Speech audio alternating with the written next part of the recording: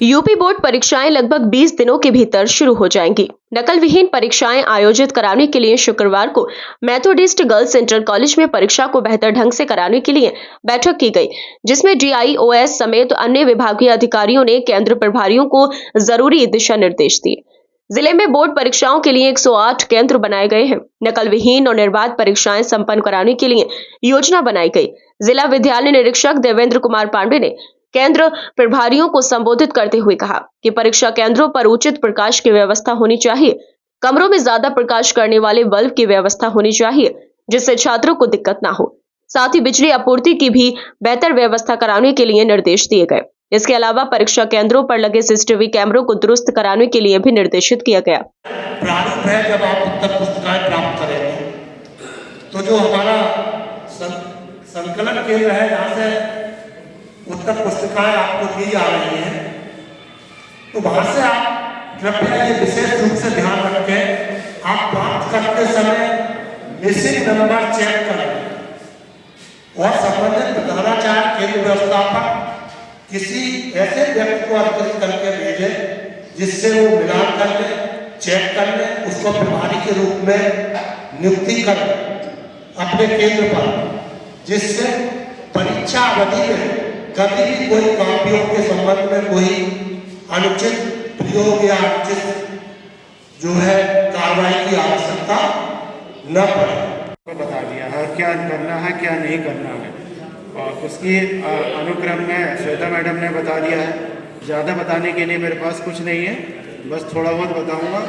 एक चीज़ तो ये है कि आप लोग सब अभी अपने ये कैमरे, CCTV कैमरे वॉइस रिकॉर्डिंग के साथ संचालित रूप से देख लें कि संचालित है कि नहीं है सभी लोग। इसमें जो सबसे ज़्यादा समस्या ये आती है कि वो निर्बाध रूप से चलते रहे, वो नहीं चलते कि बीच में डेटा ख़त्म हो गया या ये हो गया वो हो गया। तो आप लोग थोड़ा सा बड़ी GB का उसको रिचार्ज करा लें, जिससे कि वो 12-15 दिन आराम से चल जाए।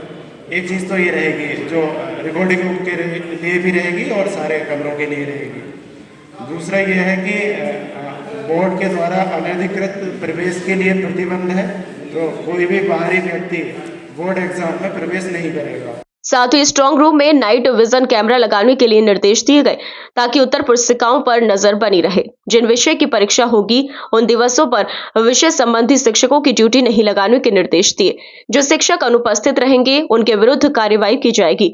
वहीं DIOS द्वितीय Sarvesh Kumar, ADIOS Satanand Sharma, Methodist girls inter college के प्रधानाचार्य रेणुका, प्रधानाचार्य श्वेता पूटिया, प्रधानाचार्य डॉक्टर मधुबाला त्यागी ने भी संबोधित किया। उनको काफ़ी अनुभव भी है और उन्होंने पूरी परीक्षा से संबंधित सारी चीज़ें बता दिया है। कोई चीज़ ऐसी नहीं रह गई है कि जो हम लोग बताएं। इसमें जितने भी हमारे केंद्र व्यवस्थापक बैठे हैं, सबको हमसे ज़्यादा अनुभव है परीक्षा कराने का। मेरे लिए पहला बोर्ड परीक्षा है और मैं इसके पहले बेसिक में रहा हूँ, माध्यमिक में मेरी पहली पोस्टिंग। तो आप लोगों से कम ही अनुभव है हमको, लेकिन जो 10-15 दिन में हम लोगों ने सीखा है कि क्या क्या हो सकता है, इसके निर्देशों को पढ़ा है। उसमें कुछ बिंदुओं पर हम लोग चर्चा करेंगे आपस में।